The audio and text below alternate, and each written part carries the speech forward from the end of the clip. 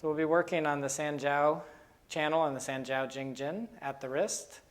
Also be working with mobilizing the carpal bones.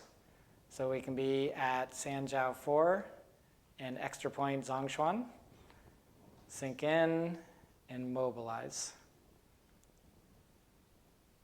You can do a rotary type, like rotation type mobilization, or just like you're scrubbing the carpal bones in relationship to each other.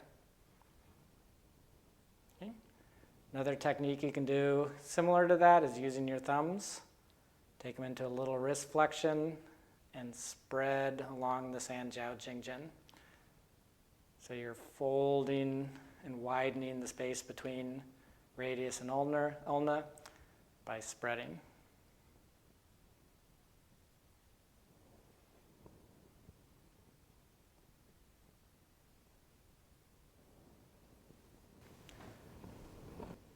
So we'll complement this technique by doing a spreading at the wrist, but we can also follow that up a little bit into the forearm. We're going to be spreading over the fascia over the wrist, spreading over the extensor digitorum communis.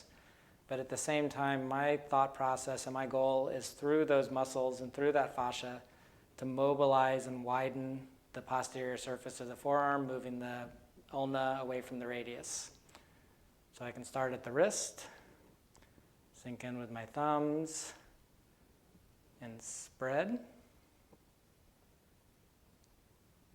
So that'll start to mobilize the carpal bones, but also I'm towards the distal portion of the radius and ulna, so I'm widening the posterior surface of the arm and starting to stretch the interosseous membrane. Moving a little bit proximal and spread.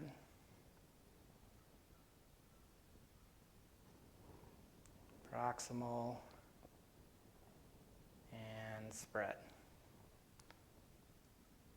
So you're covering about the distance of the pronator quadratus, which is on the anterior surface, and you're complementing any needling you're doing on the pronator quadratus with a myofascial release technique covering the same territory in the back.